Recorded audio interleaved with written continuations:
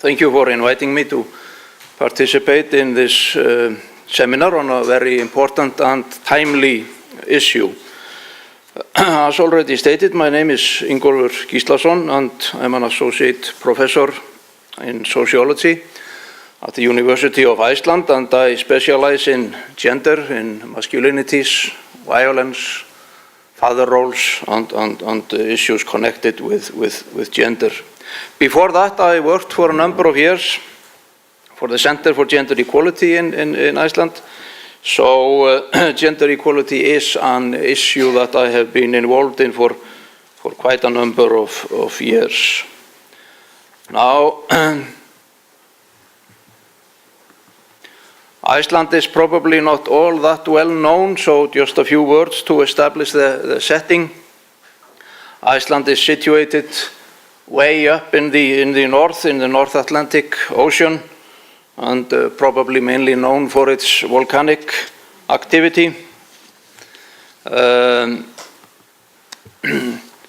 Iceland is the most sparsely populated country in Europe. We are only around 330,000 on an area of 103,000 square kilometers. But around 80% of the population live in the capital area. Now, we are blessed with being a fairly peaceful society. We are the only member of NATO with no army of its own.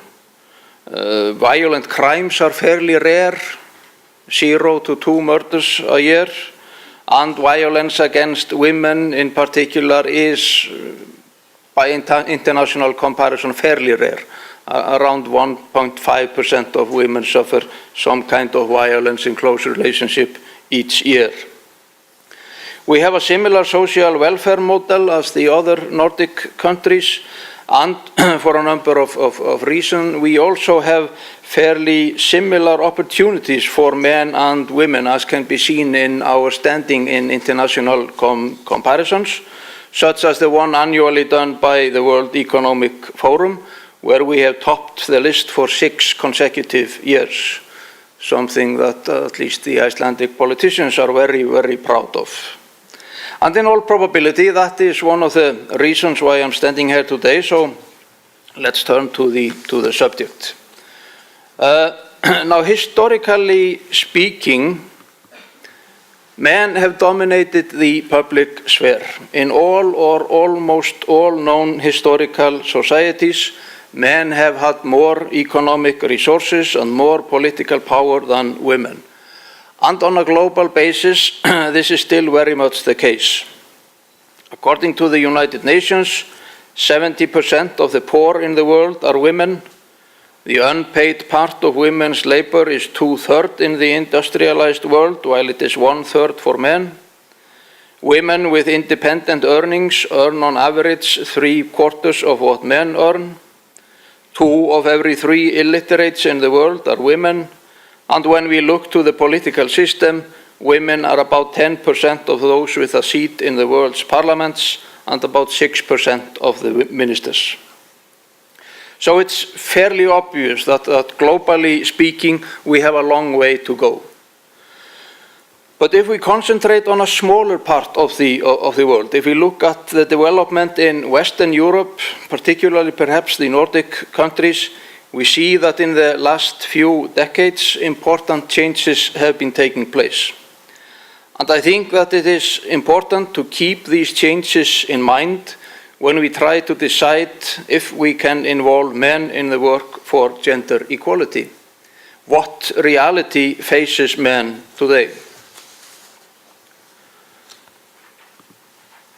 Now, as I said earlier, Iceland tops the gender gap list published by the World Economic Forum. The other Nordic countries follow closely, occupying seats 2 to 5. And there are other positive indicators in the north regarding men and gender equality. Nordic men have been extending their participation in domestic chores and in general shoulder around 40%, which is far more than in the rest of Europe, even though men there have also been extending their participation. And we also see a constant rise in the time that men spend with their children. and this is particularly so for men who have been on parental leave and have experience of taking care of infants on their own. And when it comes to men and gender equality, I think the basic question has to be, what do men want? Closely followed by the second question, are men more or less likely to get what they want with gender equality? The answers to these questions illuminate whether men are to be regarded as enemies of gender equality or allies in that work, or at least potential allies. So, what do men want? Well, generally speaking, and judging from opinion polls, they want pretty much the same as women.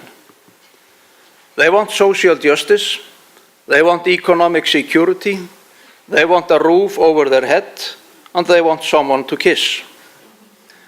And in my opinion, this is the key to why men and women are potential allies in the work for gender equality.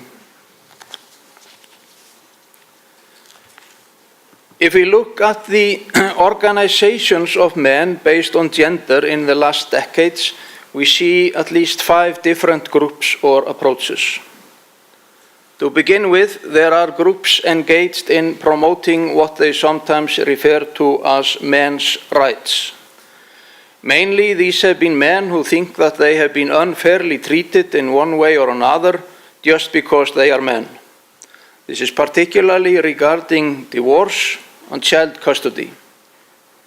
These groups tend to be anti-feministic, but there is no real reason why they couldn't be made into allies, although the road to that end can be rather difficult. Secondly, we have men who organize themselves on the basis of being feminists, or pro-feminists, as some of them prefer to call themselves. Obviously, they are allies. Thirdly, we have groups that have been appointed by one or another state apparatus to encourage men to participate in the work for gender equality, a particularity of what has sometimes been referred to as state feminism. Fourthly, men have spontaneously organized themselves in opposing violence. And finally, men are engaged in voluntary work involving children and adults, such as sports, but they are also particularly engaged in work against violence against children.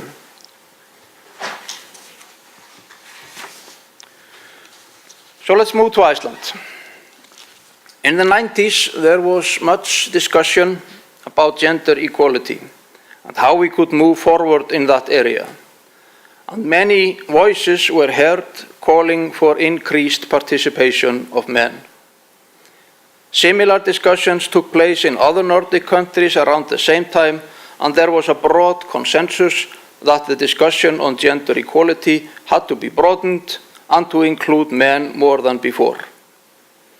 In Iceland, the officially appointed Council for Gender Equality appointed a special men's group in 1994 to promote the participation of men and to draw the focus more on issues directly affecting men. The basic line was, of course, that this could be done, this group could be appointed, because the general goal of gender equality had been accepted by the population as a whole. This group was active for 6 years, from 1994 to 2000, and made a huge difference in a number of areas. It mainly focused on 4 areas, namely men's violence against women, secondly paternity leave, thirdly divorce and custody, and fourthly boys in schools. And I'm only going to talk about the first 3 here. The group decided to begin by focusing on men and violence. The rationale for this was fairly simple. As long as women as a group feel that they have reasons to fear men as a group, there can be no gender equality. Besides, violence has a bad effect on men as well, both as victims and as perpetrators. This decision to begin by focusing on men and violence led to a slight split in the aspiring men's movement in Iceland. Some thought it wrong to begin by focusing on abuse of power. But there were no ill feelings and the group went ahead. And the focus was on three main aspects of violence, though the main drive was on men's violence to women. And the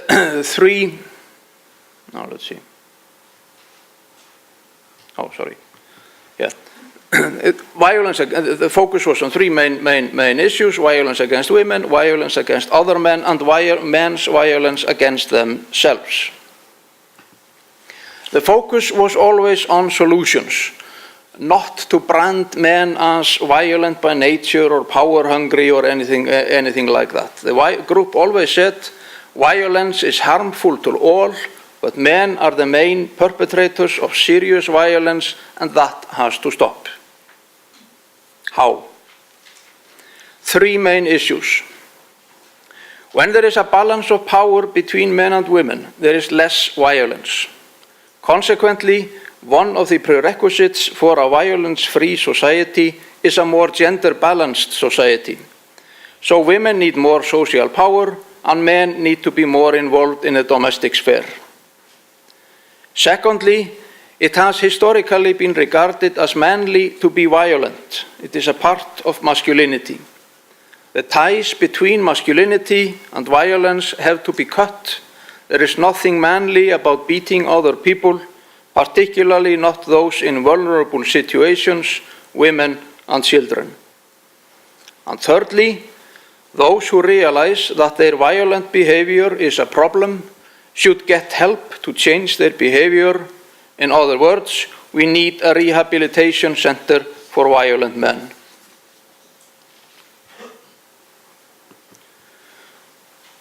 Again, the focus was on the positive effect that gender equality has to reduce violence. We've seen from studies that domestic violence is rarest in equal families, both partner violence and violence against children.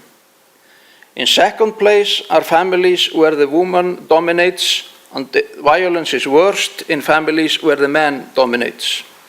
But the main point is that equality in all areas, both regarding participation in the labor market and in domestic chores, reduces domestic violence. The same goes for societies. In societies where women are oppressed, men's violence against women is worst. But the same goes for children and for men themselves. Men's and women's violence against children is worst in societies with a clear division of labor between men and women, and the same goes for men's violence against other men. Equal societies are societies with less violence. This even goes for violence that men commit against themselves. New research has shown that fewer men commit suicide in fairly gender-equal societies than in societies where women are oppressed. So here we can weave together men's interest in the well-being of children and men's interest in reducing violence and show that the way forward in both areas is increased gender equality.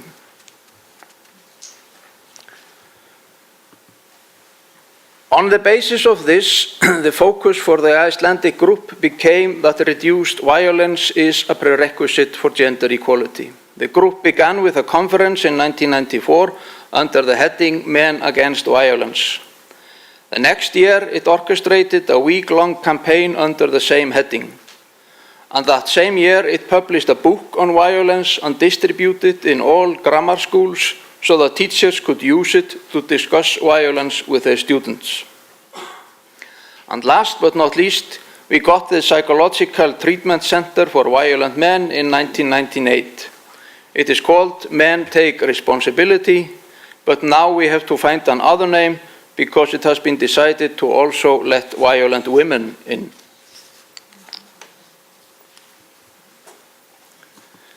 The second main focus of the group was on paternity leave.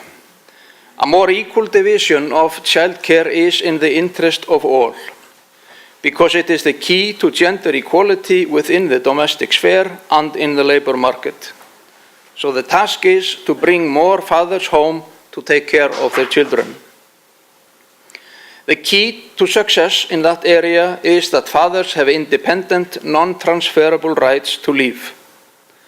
So in 1995, the men's group published comprehensive suggestions on changes in the Icelandic law on parental leave. These suggestions became the centerpiece in the discussion in the next few years. What followed was a massive propaganda into a very receptive society. Parental leave in Iceland then was far worse than in other Nordic countries, and most people agreed that it had to be changed and that fathers needed independent rights. Many women's groups supported the initiative, and in 2000 we got a new law proposed by a center-right coalition government, which was adopted unanimously in our parliament. The law was clearly modeled on the suggestions that the men's group had proposed 5 years earlier. And the main components of the law were that parental leave was extended from 6 to 9 months to be used within 18 months. We moved from a low flat rate economic compensation to 80% of salary. There was a clause that employment was protected. You could not be fired once you had told your employer that you intended to take parental leave. You continue to accumulate social rights in the same way as if you were working. And these 9 months, they were divided so that there are 3 months for the mother, 3 for the father, and 3 that can be shared on a non-transferable basis. And this is financed by insurance levy paid by employers. And I claim that nothing has done more in recent decades to both increase the participation of men in childcare and in domestic life, and to further men's interest in gender equality than this law. This shows the proportion of fathers on leave. Prior to 1997, parental leave was 6 months long in Iceland, in principle dividable. In reality, only women used it. In 1997, fathers got a 2-week-long paternity leave with very low economic compensation to be taken immediately after birth, and around a third made use of it. Then in 2000, we got the new law, and between 80% and 90% of fathers have used their right to leave. Following the economic crash in Iceland in 2008, severe cuts were made in the economic compensation, and in all probability that explains the falling line in the last years, even though we are still over 80%. And further on this line, international research shows huge benefits for men who take parental leave. They reduce their risk behavior, they are more aware of health signals from their body, they have much better contact with their children, both when they are young and when they grow up, and consequently, they live longer than those who have never become fathers and those fathers that do not take paternity leave. And the final area that I wanted to mention is one that the group originally had no intention of going into. But so many men contacted the group to tell stories of how they had been unfairly treated, and they grieved because they no longer met their children, that it became obvious that something had to be done. The group decided that the main issue was to increase parental cooperation, whether or not the parents lived together, and based its suggestions on that premise. So the suggestions became that shared custody of children after divorce should become the main rule rather than the exception, but that parents contemplating a divorce should be obliged to attend a course on the effects of divorce on children and what the parents can do to minimize the harm. And shared custody became an option in 1994 and the main rule in 2006, and around 90% of parents have opted for shared custody. And in 2013, it became possible for judges to rule shared custody even though one of the parents was against it. However, the idea of a course has not materialized, but most parents that disagree on the custody of children now enter a program of reconciliation, which seems to be working very well.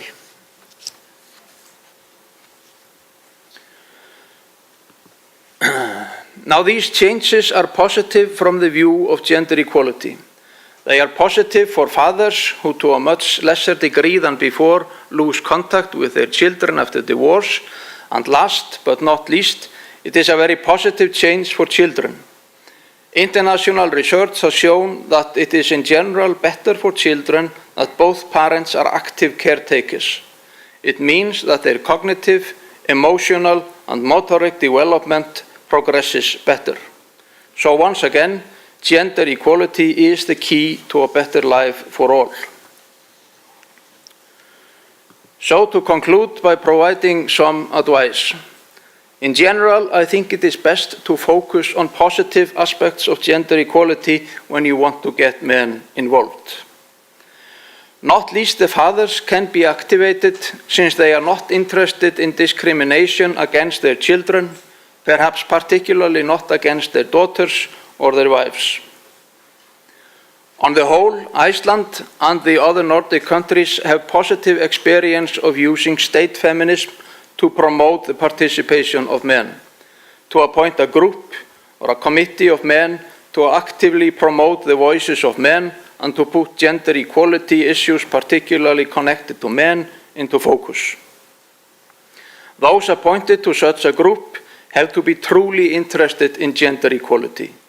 It is good if they are already known in society for some positive aspects or engagement, and that they can easily open different doors. It is important to make suggestions for changes in order to promote discussions and debate. Those who want gender equality have everything to gain from discussions. International development and international research both support the importance of non-discrimination towards men and women. For the sake of continuity and activity, it is clearly best if a full-time employee can be entrusted with these issues. And last but not least, these are serious matters. Discrimination is no laughing matter. But having said that, it is good if humor can be used, and in particular that those who are engaged in the question seem to be having a good time working for the benefit of all. So, thank you for your attention.